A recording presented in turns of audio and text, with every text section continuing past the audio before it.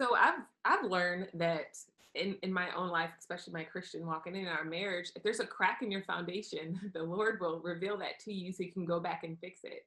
And I believe that where the Lord's taking us, we can't have cracks in our foundation. Yeah. And we needed the tests and the trials to, and that's what marriage does, is exposes you. So I feel like he's a mirror to me and I'm a mirror to him. And the times where I reject the opportunity to grow through a hard time is an opportunity that I lose to grow. And I want to grow and I want to get better. So for us, tests and trials kind of revealed to us the cracks in our foundation that need to be fixed. Yeah.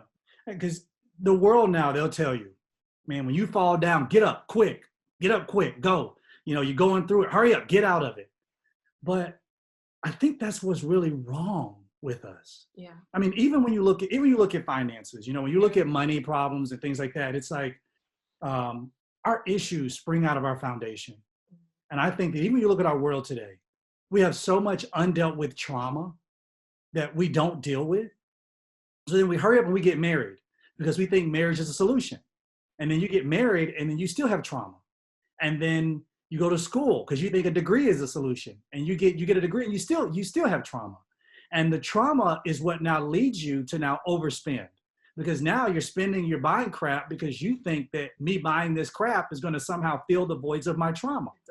And it's like, so now you're getting the dopamine's rising up in you and the serotonin and all that stuff is happening in you because you're getting excited because you bought new shoes that you couldn't afford and now you're in debt. And you think that the debt is an offshoot of bad planning. It's really a big issue of undealt with trauma because now you're finding this acceptance that you should have found in self-love and really loving yourself and not and you're trying to find it in shoes and everything else. So that rock bottom place, like people got upset when I said that before, like build a temporary house there.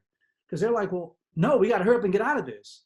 But in actuality, the only way for you to really go through something is to really go through it. And it takes time. Like I can't cut my arm today and then walk around. It's like everybody sees my arm cut and they're like, Cornelius, you should deal with that. And I'm like, oh, you know what? Let me deal with it. I go to the doctor, they stitch it up. I can't just take the bandage off tomorrow and say, oh, it's healed. I'm better, everybody. So that's what we do. We walk around, oh, I'm blessed. I'm especially in the church. I'm blessed. I'm highly favored. Look at my smile, everybody. Oh, everything's fine. Everything's fine. But the wound is still there. And every time you touch it, it hurts. And you never really take the bandage off. You keep the stitches in there. It's getting infected. Now it's getting deeper. Now it's getting worse. And the problem is never dealt with. And we just continue just to bandage it up. And then we try to cover it up with something that looks nice. And we do that with wounds that are on the outside. But we don't do it with the wounds that are within. And we're deeply cut. So in marriage, when you get to that place, we run because we say, nope, I can't deal with it. I don't want to deal with it. And if I could be honest with you, I would probably say 80% of the time, 85% of the time, it's not even the spouse that triggers the trauma as much as it is other things that happen in our life that begins to trigger something that while we're in rock bottom, we say, I can't do it anymore. And I'm ready to leave. So I know for me, in that rock bottom place, I started going to therapy.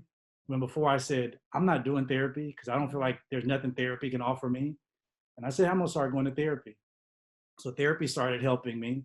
My wife has always been really good about planning vacations because it'd be very difficult and very hard for me to relax because I always feel like I need to be doing something because again, my trauma from my past taught me that if I don't achieve, then am I useful? Am I needed? And my value was found in my achievement. That's the reason why I was able to self-publish.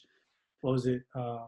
12 books in 6 years, because my achievement. I don't remember. I mean, it's like I don't remember when I published all of them. I was just doing it quickly because I'm like I need to achieve something else. I was just a rabbit kind of chasing a carrot.